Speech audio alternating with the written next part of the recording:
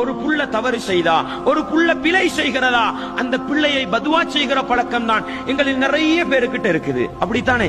புள்ளைக்கு நாசமா போனவனே ஏசுற வார்த்தை எரும மாடே. அன்பாண்டவர்களே, எரும மாட்டுக்கு மேல மழை பெய்யற மாதிரின்னு சொல்லுவாங்க. நீங்க உங்களோட புள்ளைய பார்த்து எரும மாடு எரும மாடுன்னு ஏசுவீங்க. காலப்போக்கில் அந்த புள்ள எரும மாடாவே போகும்.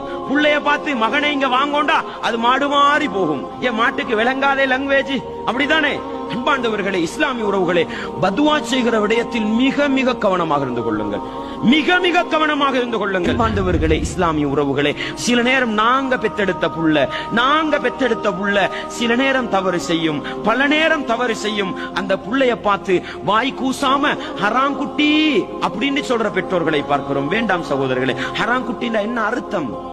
உங்களை கொண்டு போய் குழி தோண்டி உங்களை கழுத்து வரைக்கும் புதைச்சி கல்லடிச்சு கொலை செய்யப்பட வேண்டிய